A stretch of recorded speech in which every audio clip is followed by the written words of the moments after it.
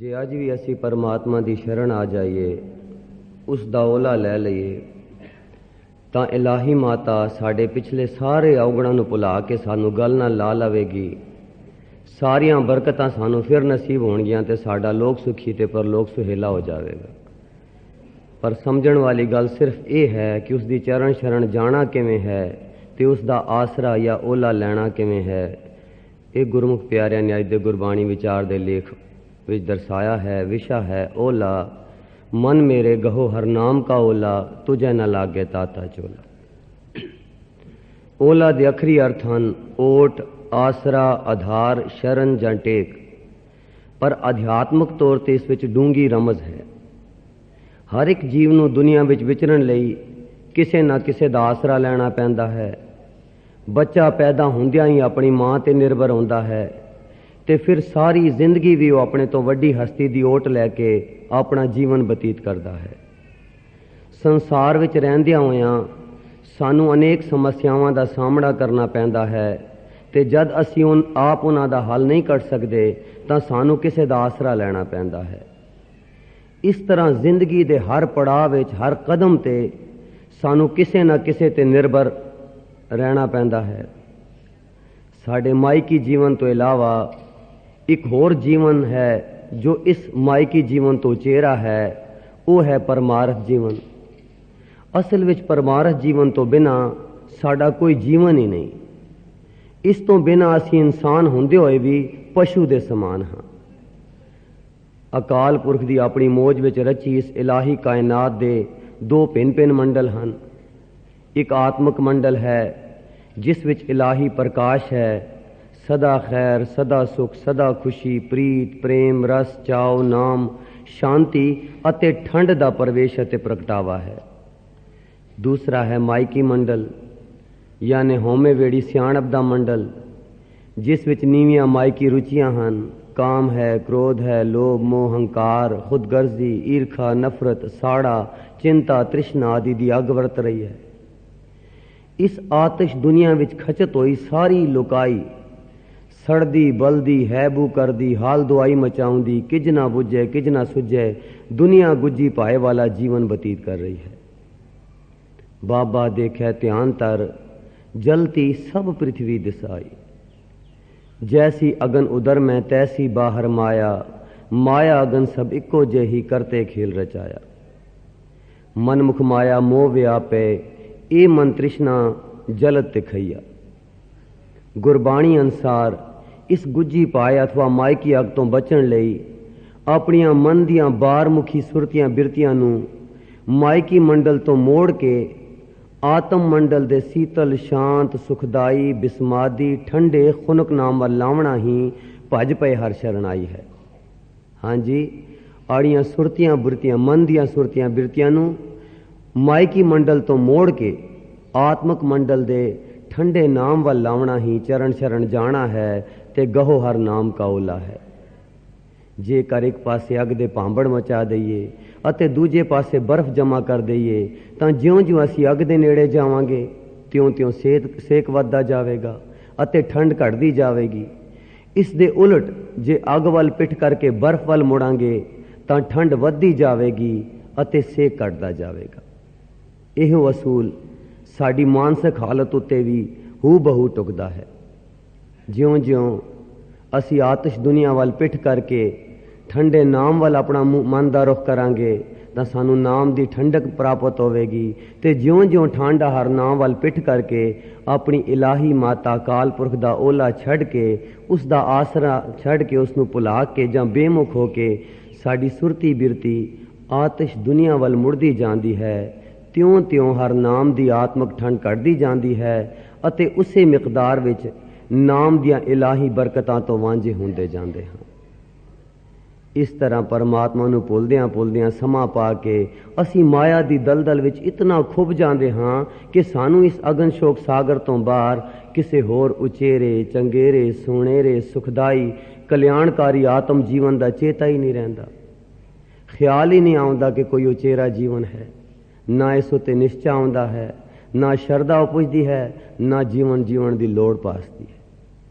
ਜਨਮਾਂ ਜਨਮਾਂਤਰਾਂ ਤੋਂ ਸਾਡਾ ਮਨ ਇਸ ਮਾਨਸਿਕ ਅਗਨੀ ਵਿੱਚ ਸੜਦਾ ਬਲਦਾ ਮਟਰੋੜ ਅਤੇ ਮਨੂਰ ਹੋ ਚੁੱਕਿਆ ਹੈ। ਇਹੀ ਕਾਰਨ ਹੈ ਕਿ ਇਸ ਵਿੱਚੋਂ ਨਿਕਲਣ ਦਾ ਸਾਨੂੰ ਕਦੇ ਖਿਆਲ ਹੀ ਨਹੀਂ ਆਇਆ। ਯਤਨ ਤਾਂ ਕੀ ਕਰਨਾ ਸੀ। ਇਸ ਤਰ੍ਹਾਂ ਸਾਡੀ ਆਪੂ ਸਹੇੜੀ ਇਹ ਗੁੱਜੀ ਮਾਨਸਿਕ ਅੱਗ ਅੰਦਰੋਂ ਅੰਦਰ ਸੁਲਗਦੀ ਰਹਿੰਦੀ ਹੈ, ਜੋ ਕਿਸੇ ਮਾਮੂਲੀ ਜਿਹੀ ਬਾਹਰਲੀ ਉਕਸਾਹਟ ਨਾਲ ਭੜਕ ਉੱਠਦੀ ਹੈ ਅਤੇ ਭਾਂਬੜ ਬਣ ਕੇ ਸਾਰਾ ਆਲਾ ਦੁਆਲਾ ਸਾੜ ਸੁੱਟਦੀ ਹੈ। ਜਦ ਕਦੇ ਇਹ ਮਾਨਸਿਕ ਅਗਨੀ ਤੀਬਰ ਅਤੇ ਅਸਹਿ ਹੋ ਜਾਂਦੀ ਹੈ, ਇਸ ਦਾ ਦੋਸ਼ ਅਸੀਂ ਹੋਰ ਨਾ ਜਾਂ ਰੱਬ ਉੱਤੇ ਥੱਪ ਕੇ ਆਪਣਾ ਮਨ ਹੌਲਾ ਕਰ ਲੈਂਦੇ ਹਾਂ।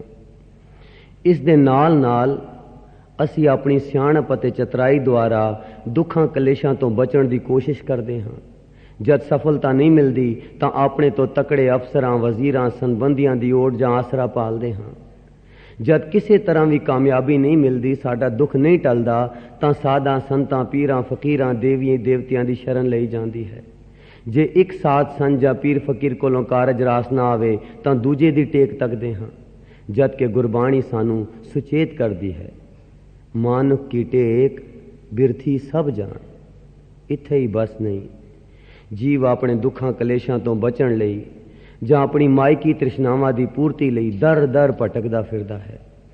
ਕਈ ਪ੍ਰਕਾਰ ਦੇ ਨਸ਼ੇ, ਜਿਵੇਂ ਸ਼ਰਾਬ, ਅਫੀਮ, ਇਸ ਤਰ੍ਹਾਂ ਦੇ ਨਸ਼ੇ, ਜਾਂ ਨੀਵੇਂ ਮਨੋਰੰਜਨ, ਸਿਨੇਮਾ, ਟੀਵੀ, ਗੰਦੇ ਨਾਵਲ, ਗੱਪਸ਼ਪ, ਚੌਕੜੀਆਂ, ਮਹਿਫਿਲਾਂ, ਇਹਨਾਂ ਸਾਧਨਾਂ ਵਿੱਚ ਆਪਣੇ ਆਪ ਨੂੰ ਭੁਲਾਉਣ ਦੀ ਕੋਸ਼ਿਸ਼ ਕਰਦਾ ਹੈ।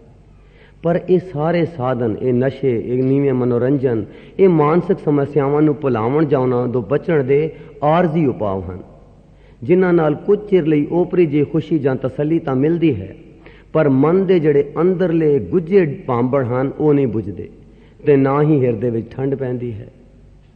ਕਿਉਂ? ਜਿੱਥੇ ਅੱਗ ਹੈ ਉੱਥੇ ਠੰਡ ਨਹੀਂ ਹੋ ਸਕਦੀ, ਸਿੱਧੀ ਜੀ ਗੱਲ ਹੈ। ਜਿੱਥੇ ਠੰਡ ਹੈ ਉੱਥੇ ਗਰਮੀ ਨਹੀਂ ਹੋ ਸਕਦੀ।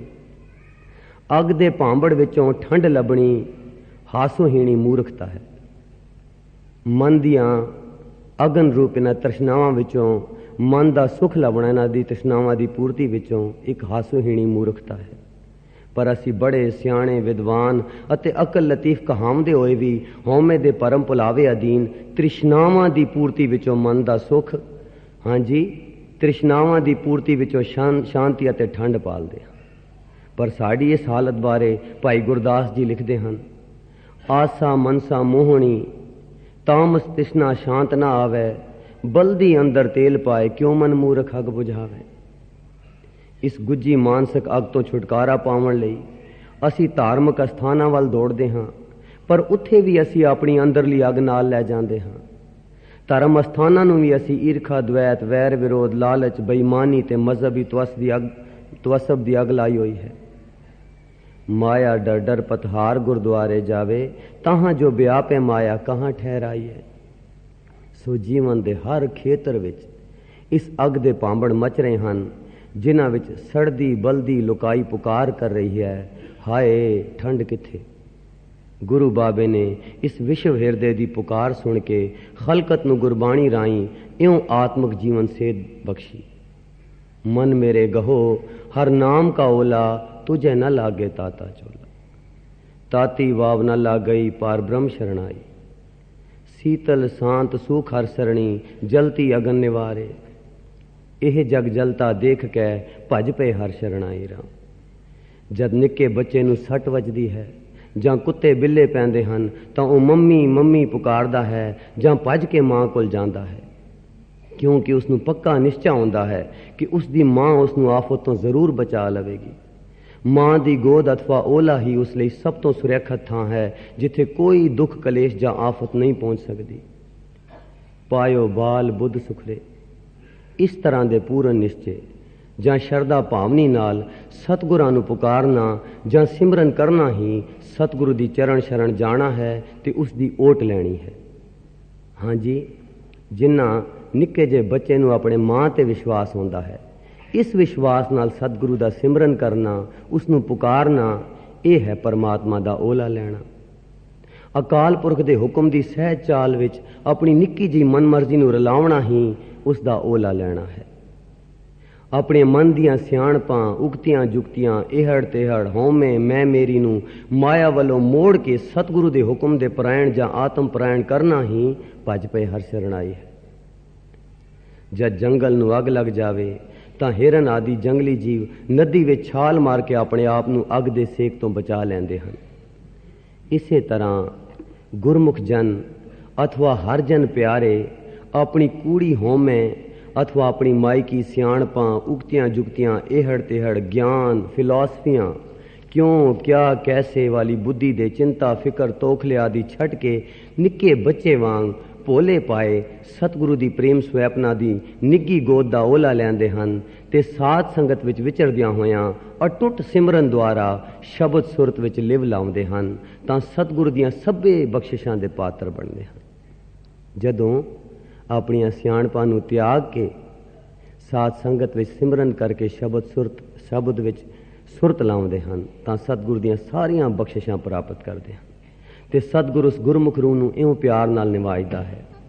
ਹਰ ਜੀ ਮਾਤਾ ਹਰ ਜੀ ਪਿਤਾ ਹਰ ਜੀਓ ਪ੍ਰਤਪਾਲਕ ਹਰ ਜੀ ਮੇਰੇ ਸਾਰ ਕਰੇ ਹਮ ਹਰ ਕੇ ਬਾਲਕ ਸਹਿਜੇ ਸਹਿਜ ਖਿਲਾਇੰਦਾ ਨਹੀਂ ਕਰਦਾ ਆਲਕ ਔਗੁਣ ਕੋ ਨਾ ਚਿਤਾਰਦਾ ਗਲ ਸੇਤੀ ਲਾਇਕ मुँह मंगा सोई देवदा हर पिता सुखदायक ज्ञान रास नाम तन सौंपियोन इस सौदे लायक खेल खिलाए लाड लडावे सदा सदा अंदाई प्रतिपालै बारक की न्याई जैसे मात पिताई।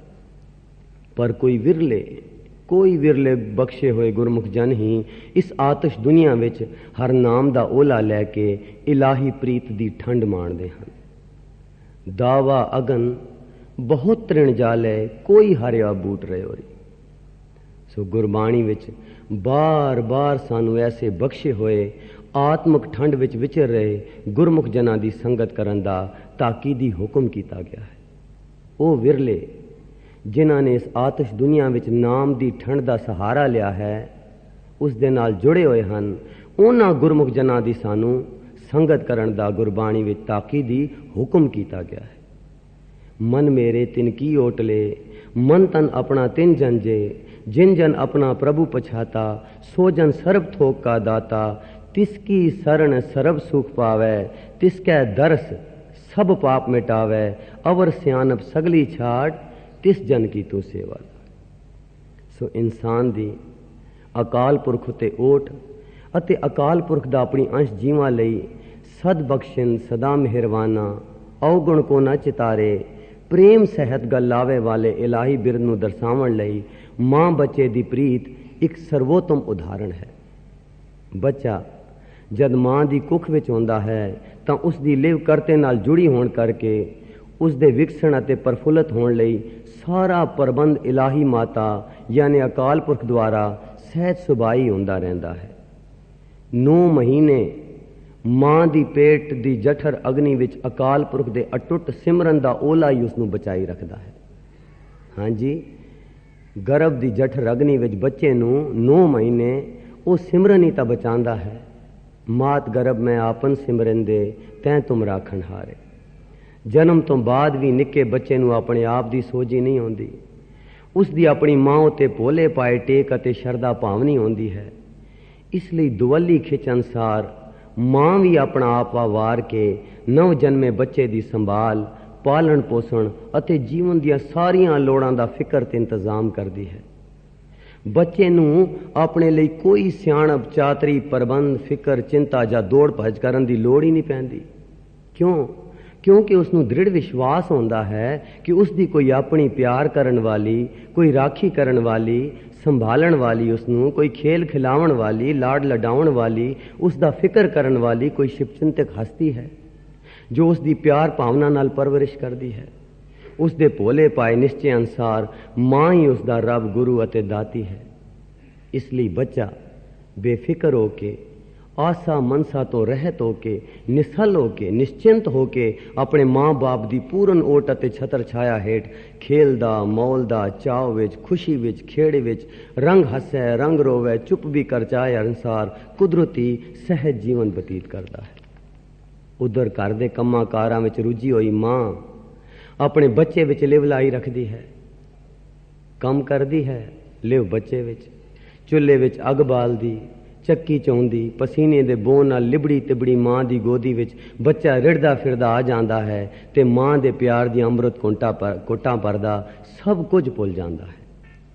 ਜੇਕਰ ਬੱਚਾ ਖੇਡਦਾ ਖੇਡਦਾ ਸੜਿਆਂਦ ਵਾਲੀ ਥਾਂ ਜਾਂ ਚਿੱਕੜ ਗਾਰੇ ਵਿੱਚ ਡਿੱਗ ਪਵੇ, ਗੰਦਾ ਹੋ ਜਾਵੇ, ਉਸ ਦੇ ਸੱਟ ਲੱਗ ਜਾਵੇ, ਤਾਂ ਮਾਂ ਭਾਵੇਂ ਪੂਰੀ ਤਰ੍ਹਾਂ ਸਜੀ ਤਜੀ ਹਾਰ ਸ਼ਿੰਗਾਰ ਕਰੀ ਬੈਠੀ ਹੋਵੇ, ਕੀਮਤੀ ਤੋਂ ਕੀਮਤੀ ਕੱਪੜੇ ਪਾਏ ਹੋਣ, ਪਰ ਆਪਣੇ ਲਾਲ ਜਿਗਰ ਦੇ ਟੋਟੇ ਦੀ ਆਵਾਜ਼ ਸੁਣ ਕੇ ਉਸੇ ਵੇਲੇ ਭੱਜ ਉੱਠੇਗੀ।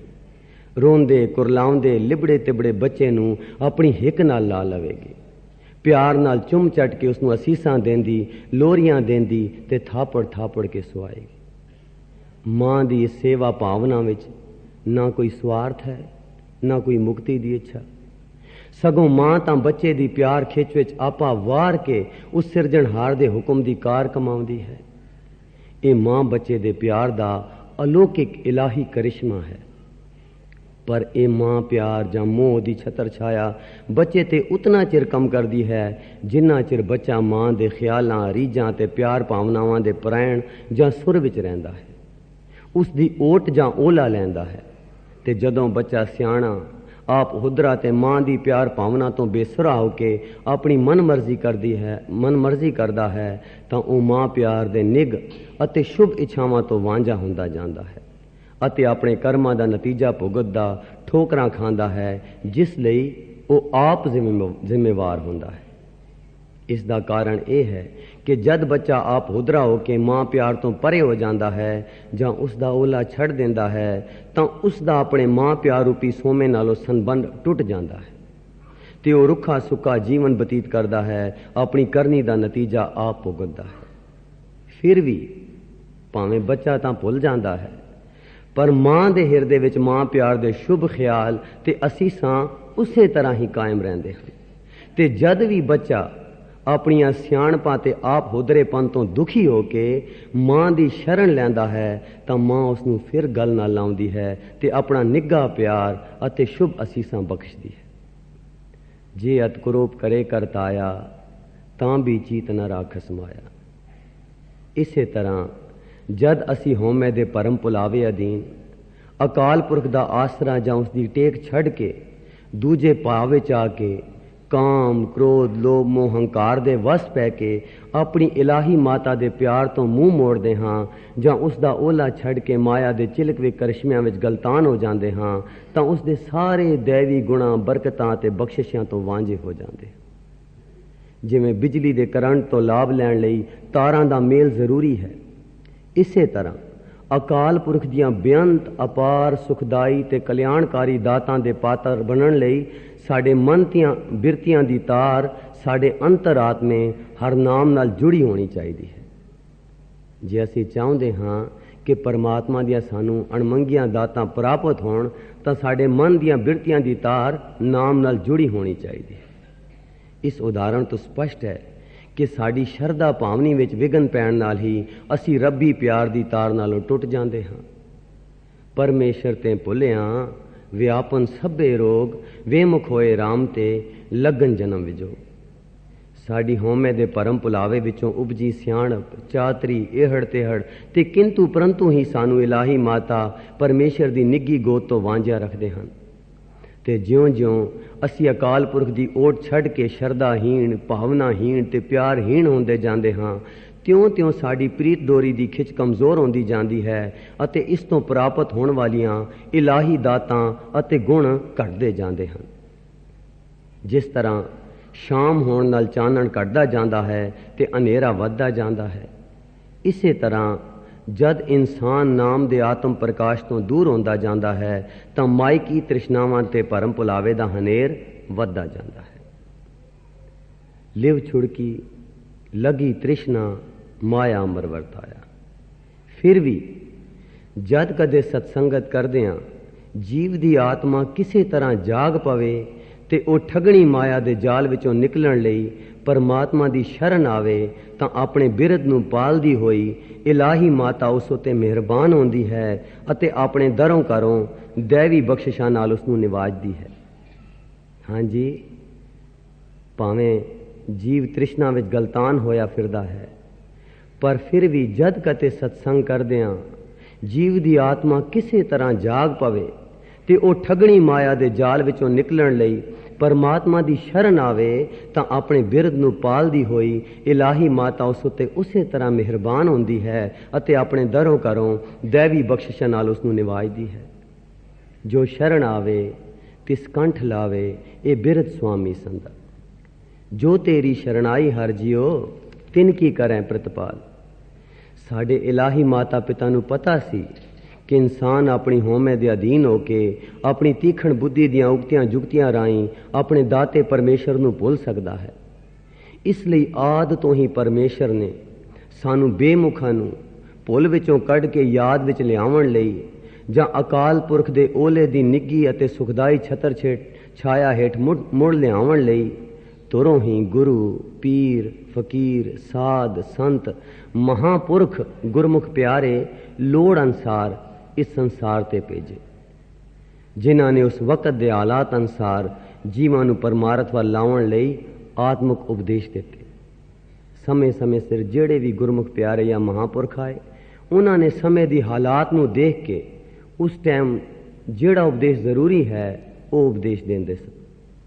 ਸਾਧ ਪਠਾਏ ਆਪ ਹਰ ਹਮ ਤੁਮ ਤੇ ਨਾਹੀਂ ਦੂਰ, ਸਾਧ ਰੂਪ ਆਪਣਾ ਤਨ ਧਾਰਿਆ ਮਹਾ ਅਗਨ ਤੇ ਆਪ ਉਬਾਰਿਆ। ਇਹ ਸਭ ਕੁਝ ਪ੍ਰੇਮ ਪੁਰਖ ਅਕਾਲ ਪੁਰਖ ਦਾ ਆਪਣੀ ਅੰਸ਼ ਜੀਵਾਂ ਲਈ ਅਤਿਅੰਤ ਪਿਆਰ ਭਾਵਨਾ ਦਾ ਬਿਰਧ ਹੈ, ਮਿਹਰ ਹੈ, ਬਖਸ਼ਿਸ਼ ਹੈ, ਗੁਰਪ੍ਰਸਾਦ ਹੈ ਤੇ ਗੁਰਪ੍ਰਸਾਦ ਦਾ ਪ੍ਰਗਟਾਵਾ ਤੇ ਪ੍ਰਤੀਕ ਹੈ। ਦੁਨਿਆਵੀ ਮਾਂ ਦੇ ਹਿਰਦੇ ਵਿੱਚ ਆਪਣੇ ਜਾਏ ਬੱਚੇ ਲਈ ਅਥਾਹ ਪਿਆਰ ਹੁੰਦਾ ਹੈ ਤੇ ਉਹ ਆਪਣੇ ਬੱਚੇ ਦੇ ਵਿਛੋੜੇ ਨੂੰ ਸਹਿ ਨਹੀਂ ਸਕਦੀ ਅਤੇ ਆਪਣੇ ਗੁਆਚੇ ਬੱਚੇ ਦੀ ਸੂਹ ਲੈਂਦੀ ਰਹਿੰਦੀ ਹੈ ਤੇ ਉਸ ਨੂੰ ਮੁੜ ਆਪਣੇ ਗਲ ਲਾ ਕੇ ਆਪਣੀ ਗੋਦ ਦਾ ਨਿੱਘਾ ਪਿਆਰ ਤੇ ਸੁੱਖ ਦੇਣ ਲਈ ਲੋਚਦੀ ਅਤੇ ਤਾਂਗਦੀ ਰਹਿੰਦੀ ਹੈ। ਉਹ ਆਪਣੇ ਬੱਚੇ ਵੱਲ ਪਿਆਰ ਸੁਨੇਹੜੇ ਭੇਜ ਕੇ ਉਸ ਨੂੰ ਮੁੜ ਆਪਣੇ ਵੱਲ ਪ੍ਰੇਰਦੀ ਅਤੇ ਖਿੱਚਦੀ ਰਹਿੰਦੀ ਹੈ। ਇਸੇ ਤਰ੍ਹਾਂ ਸਾਡੀ ਇਲਾਹੀ ਮਾਤਾ ਪਰਮੇਸ਼ਰ ਵੀ ਆਪਣੀ ਅੰਸ਼ ਬੱਚਿਆਂ ਦੇ ਵਿਛੋੜੇ ਨੂੰ ਸਹਾਰ ਨਹੀਂ ਸਕਦੀ। ਹਾਂਜੀ, ਇਲਾਹੀ ਮਾਤਾ ਵੀ ਆਪਣੇ ਬੱਚਿਆਂ ਦੇ ਵਿਛੋੜੇ ਨੂੰ ਸਹਾਰ ਨਹੀਂ ਸਕਦੀ। ਇਸ ਲਈ ਕਾਇਨਾਤ ਦੇ ਜ਼ਰੇ ਜ਼ਰੇ ਅੰਦਰ ਉਸਨੇ ਜੀਵਨ ਤੱਤ ਆਤਮਾ ਵਿੱਚ ਆਪਣੇ ਪਿਆਰ ਦੀ ਤਾਂਗ ਜਾਂ ਖਿੱਚ ਦੀ ਅੰਸ਼ ਪ੍ਰਵੇਸ਼ ਕਰ ਦਿੱਤੀ ਹੈ ਤਾਂ ਜੋ ਜੀਵ ਦੀ ਆਪਣੇ ਕਰਤੇ ਵੱਲ ਅਣਜਾਣੇ ਸਹਿਜ ਸੁਭਾਏ ਖਿੱਚ ਪੈਂਦੀ ਰਹੇ ਤੇ ਜਿਉਂ-ਜਿਉਂ ਜੀਵ ਦਾ ਹਉਮੈ ਦਾ ਛੋੜ ਪਤਲਾ ਹੁੰਦਾ ਜਾਂਦਾ ਹੈ ਉਸ ਦੀ ਸੁਰਤੀ ਬਿਰਤੀ ਆਤਮ ਪਰਾਇਣ ਹੁੰਦੀ ਜਾਂਦੀ ਹੈ ਤੇ ਆਪਣੇ ਕੇਂਦਰ ਜਾਂ ਸੋਮੇ ਵੱਲ ਅੰਤਰਾਤਮਿਕ ਖਿੱਚ ਵੱਧਦੀ ਜਾਂਦੀ ਹੈ। ਸਾਰੀ ਸ੍ਰਿਸ਼ਟੀ ਵਿੱਚ ਸਾਰੇ ਜੀਵਾਂ ਵਿੱਚ ਅਕਾਲ ਪੁਰਖ ਨੇ ਆਪਣੀ ਖਿੱਚ ਆਤਮਾ ਦੇ ਅੰਦਰ ਪਾਈ ਹੋਈ ਹੈ ਤੇ ਜਿਉਂ-ਜਿਉਂ ਜੀਵ ਦਾ ਹਉਮੈ ਦਾ ਛੋੜ ਪਤਲਾ ਹੁੰਦਾ ਹੈ ਤਿਉਂ-ਤਿਉਂ ਇਹ ਖਿੱਚ ਪ੍ਰਗਟ ਹੁੰਦੀ ਹੈ। ਇਹ ਆਤਮਿਕ ਪਿਆਰ ਦੀ ਖਿੱਚ ਤਾਰ ਜਾਂ ਕਾਂਖੀ ਦੁਵੱਲੀ ਹੈ। ਇੱਕ ਪਾਸੇ ਅਕਾਲ ਪੁਰਖ ਆਪ ਆਪਣੀ ਅੰਸ਼ ਨੂੰ ਆਪਣੇ ਵੱਲ ਇਲਾਹੀ ਪਿਆਰ ਨਾਲ ਖਿੱਚ ਰਿਹਾ ਹੈ ਤੇ ਦੂਜੇ ਪਾਸੇ ਜੀਵ ਆਪਣੇ ਕੇਂਦਰ ਪਰਮੇਸ਼ਰ ਵੱਲ ਅਣਜਾਣੇ ਸਹਿਜ ਸੁਭਾਏ ਖਿੱਚਿਆ ਜਾ ਰਿਹਾ ਹੈ। ਮੂਹ ਲਾਲਨ ਸਿਉ ਪ੍ਰੀਤ ਮਨੀ ਰਹਾਓ, ਤੋਰੀ ਨਾ ਟੂਟੈ ਛੋਰੀ ਨਾ ਛੂਟੈ ਐਸੀ ਮਾਧੋ ਖਿੰਚਤਨੀ। ਇਹ ਇਲਾਹੀ ਪ੍ਰੀਤ ਡੋਰੀ ਦਾ ਸਰੂਪ ਕੀ ਹੈ? ਇਹ ਸ਼ਰਧਾ ਭਾਵਨੀ ਜੋ ਸਾਡੇ ਅੰਦਰ ਉਪਜਦੀ ਹੈ, ਇਹ ਭਾਵ ਭਾਵਨੀ ਪ੍ਰੇਮ ਸਵੈਪਨਾ ਪਿਆਰ ਤਾਂਗ ਜਾਂ ਇਹ ਜੋ ਸੇਵਾ ਭਾਵਨਾ ਉਪਜਦੀ ਹੈ ਸਾਡੇ ਅੰਦਰ, ਸਿਮਰਨ ਕਰਨ ਦੀ ਜੋ ਰੁਚੀ ਉਪਜਦੀ ਹੈ, ਆਪਾ ਵਾਰਨ ਨੂੰ ਜੋ ਜੀ ਕਰਦਾ ਹੈ, ਇਹ ਸਭ ਪਰਮਾਤਮਾ ਦੀ ਬਖਸ਼ੀ ਹੋਈ ਪ੍ਰੀਤ ਡੋਰੀ ਦਾ ਹੀ ਸਰੂਪ ਹੈ। ਪਰ ਹਉਮੈ ਦੇ ਪਰਮ ਭੁਲਾਵੇ ਵਿੱਚ ਇਨਸਾਨ ਆਪਣੇ ਆਪ ਨੂੰ ਹੀ ਕਰਤਾ ਤਾਤਾ ਸਮਝ ਕੇ ਆਪਣੀ ਤੀਖਣ ਬੁੱਧੀ ਨਾਲ ਸਿਆਣਪਾਂ ਤੇ ਚਤਰਾਈਆਂ ਕੋਟਦਾ ਰਹਿੰਦਾ ਹੈ। ਇਸ ਤਰ੍ਹਾਂ ਅਸੀਂ ਇੱਕ ਦੂਜੇ ਨਾਲ ਵੈਰ ਵਿਰੋਧ ਈਰਖਾ ਦੁਐਤ ਲੜਾਈ ਝਗੜੇ ਦੁਸ਼ਮਣੀਆਂ ਸਹੇੜ ਲੈਂਦੇ ਹਾਂ ਅਤੇ ਨਤੀਜੇ ਦੇ ਤੌਰ ਤੇ ਡਰ ਫਿਕਰ ਸ਼ੱਕ ਤੇ ਚਿੰਤਾ ਚਿਖਾ ਵਿੱਚ ਸੜਦੇ ਬਲਦੇ ਦੁੱਖ ਭੋਗਦੇ ਹਾਂ। ਜੇਕਰ ਨਿੱਕਾ ਬੱਚਾ ਕਿਸੇ ਕਾਰਨ ਗੁਆਚ ਜਾਵੇ ਤੇ ਵੱਡਾ ਹੋ ਕੇ ਆਪਣੇ ਹੀ ਬਾਪ ਦੇ ਰਾਜ ਵਿੱਚ ਨੌਕਰ ਹੋ ਜਾਵੇ ਤਾਂ ਉਸ ਨਾਲ ਬਾਕੀ ਨੌਕਰਾਂ ਵਾਂਗ ਹੀ ਵਰਤਾਰਾ ਹੁੰਦਾ ਹੈ। ਪਰ ਜੇਕਰ ਕਿਸੇ ਦੀ ਪ੍ਰੇਰਣਾ ਸਦਕਾ ਉਸ ਨੂੰ ਆਪਣੇ ਬਾਪ ਦੀ ਪਹਿਚਾਣ ਹੋ ਜਾਵੇ ਤੇ ਮੁੜ ਉਸ ਦੀ ਸ਼ਰਨ ਚਲਿਆ ਜਾਵੇ ਤਾਂ ਉਹ ਫਿਰ ਨੌਕਰ ਤੋਂ ਬਦਲ ਕੇ ਪੁੱਤਰ ਬਣ ਜਾਂਦਾ ਹੈ ਅਤੇ ਆਪਣੀ ਬਾਪ ਦੀ ਜਾਇਦਾਦ ਜਾਂ ਵਿਰਾਸਤ ਦਾ ਹੱਕਦਾਰ ਬਣਦਾ ਹੈ। ਇਸੇ ਤਰ੍ਹਾਂ ਜੇ ਅਸੀਂ ਮੁੜ ਅਕਾਲ ਪੁਰਖ ਰੂਪੀ ਇਲਾਹੀ ਮਾਤਾ ਦੀ ਸੁਖਦਾਈ ਗੋਦ ਦਾ ਨਿੱਘ ਮਾਣਨਾ ਚਾਹੁੰਦੇ ਹਾਂ, ਉਸ ਦੀਆਂ ਦੈਵੀ ਬਖਸ਼ਿਸ਼ਾਂ ਦੇ ਪਾਤਰ ਬਣਨਾ ਚਾਹੁੰਦੇ ਹਾਂ, इस गुज्जी पाए जले संसारा दे सेक तो अपने आप ਨੂੰ ਬਚਾਉਣਾ ਚਾਹੁੰਦੇ ਹਾਂ ਤਾਂ ਸਾਨੂੰ ਗੁਰਬਾਣੀ ਦੀਆਂ ਹੇਠ ਲਿਖਤੀਆਂ ਪੰਕਤੀਆਂ ਦੀ ਰੋਸ਼ਨੀ ਵਿੱਚ ਆਪਣਾ ਜੀਵਨ ਢਾਲਣਾ ਪਵੇਗਾ। ਕਿਹੜੀ? ਜੋ ਸੁਖ ਕੋ ਚਾਹੇ ਸਦਾ शरण राम की ले, तजो सियानप सुरजनो सिमरो हर हर राय, एक आस हर मन रखो नानक दुख परम पौ जाए। हाँ जी, जे असी अपनी इलाही माता दे विरासत दे मुड़ हकदार बनना चाहते हाँ, उसकी बख्शिशां दे पात्र बनना चाहते हाँ, तो इस जलदे बलदे संसार तो बचना चाहते हाँ, तो ये जड़ियाँ पंक्तियां दसियां गई हैं इन्हां अनुसार सानू अपना जीवन ढालना पवेगा, भावे कि इन्हां नू कमावना पवेगा। तजो सियानप सुरजनो सिमरो हर हर राय, एक आस हर मन रखो नानक दुख परम पौ जाए। मेरे मन नाम नित नित ले, जलत नाही अगन सागर सूख मन तन दे। कोई न किसी संग काहे गर्वी है, एक नाम आधार पौ जल तर भी। रे मन ओट लियो हर नामा, जां के सिमरन दुर्मत नास है पावे पद निर्माना। जी अरे ओला नाम का, अवर जे करन करावनो तिन में पौ है जाम का। हाँ जी, जी अरे ओला नाम का, अवर जे करन करावनो तिन में पौ है जाम का।